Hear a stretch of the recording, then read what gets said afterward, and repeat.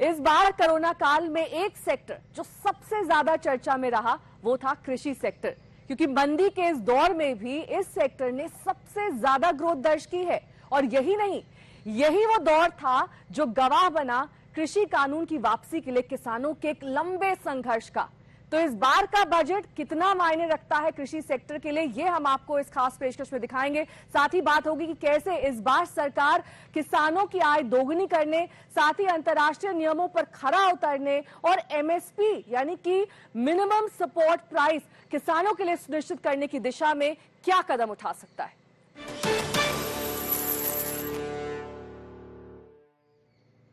कृषि कानून की वापसी के बाद दरअसल कृषि सेक्टर के लिए निजी निवेश थोड़ा सा मुश्किल हो गया है। ऐसे में सरकार जानती है कि उसे एमएसपी और सब्सिडी के जरिए कुछ ऐसे नियम और बदलाव सामने लाने होंगे जिससे मोटी रकम का इंतजाम किया जा सके।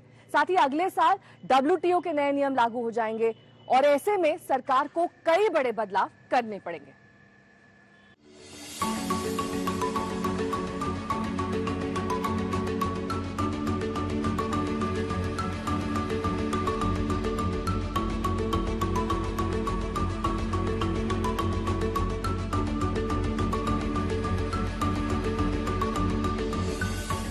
कृषि कानूनों को वापस लिए जाने के बाद कृषि क्षेत्र में निजी निवेश लाना सरकार के लिए बड़ी चुनौती बन गया है।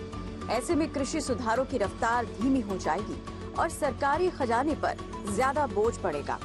यानी कृषि, फर्टिलाइजर और खाद्य सब्सिडी का बढ़ता बोझ आम बजट पर अपना असर दिखा सकता है। इसकी वजह से अब सरकार कृषि सेक्टर को राहत देने के तरीके में बदलाव कर सकती है। इन बदलावों में परंपरागत खेती की जगह मांग आधारित कृषि को प्रोत्साहित करने के लिए विविधीकरण की नई स्कीम लाई जा सकती है। फसलों का उत्पादन और उत्पादकता बढ़ाने वाली राष्ट्रीय कृषि विकास योजना के साथ दलहन और तिलहन की खेती के लिए चलाए जा रहे मिशन को आगे बढ़ाया जा सकता है। लेकिन इसका ये मतलब नहीं कि कृषि और खाद्य क्षेत्र में दी जा रही सब्सिडी खत्म हो जाएगी। हालांकि 2023 में डब्ल्यूटीओ के प्रावधानों के तहत सब्सिडी के तौर तरीके को बदलने की शुरुआत इस बजट से हो सकती है। लेकिन मुद्दा जो होगा बजट में, जो मुझे लगता है कि किसानों को प्रोग्रेसिव कैसे बनाया जाए और किस प्रकार से उसमें डाइवर्सिफिकेशन आए, विविधीकरण आए और किस प्रकार से किसानी लाभकारक हो, उसके लिए जो इनके लॉजिस्टिक्स हैं उसके विकास पर मुझे लगता है जोर होगा। उनके ऋण वितरण पर होगा, बीज वितरण पर होगा और नई टेक्नोलॉजी पर विशेष जोर होगा, जैसा कि मुझे लग रहा है। अगर आत्मनिर्भर भारत की बात उठाएं जो मई 2020 से प्रधानमंत्री ने करी थी, तो मुझे लगता है कि इन बिंदुओं पर इस बजट में विशेष ध्यान रखने की आवश्यकता है और उनके मार्केटिंग सिस्टम को और कैसे स्ट्रांग किया जाए, मॉडर्न किया जाए, इस पर कोई न कोई रास्ता जरूर निकल करके आएगा। लेकिन इन तरीकों में बदलाव के बावजूद कृषि क्षेत्र को सरकार से काफी मोटी रकम की जरूरत है, जिसे देने के अलावा सरकार के पास कोई विकल्प भी नहीं। इनमें शामिल है एमएसपी के लिए करीब 2.25 लाख करोड़ रुपए, राष्ट्रीय खाद्य सुरक्षा कानून के तहत 2.5 लाख करोड़ रुपए, पीएम किसान निधि के लिए 80,000 करोड़ रुपए का प्रावधान भी आम बजट में करना होगा।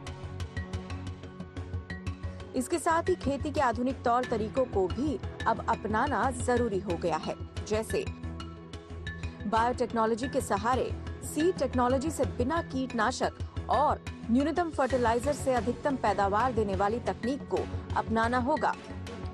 कृषि सेक्टर में परंपरागत खेती की विकास दर किसी भी हाल में 1 से 1.5% से आगे नहीं खिसक पा रही। परंपरागत खाद्यान्न वाली फसलों के 30 करोड़ टन के मुकाबले अकेले बागवानी फसलों की उपज 35 करोड़ टन पहुंच गई है। इस क्षेत्र को बढ़ावा देने से फसलों के विविधीकरण को मदद मिलेगी। यानी खेती की विकास दर को रफ्तार पकड़ने में पशुधन विकास, डेयरीज जैसे क्षेत्रों का दायरा बढ़ाना जरूरी है।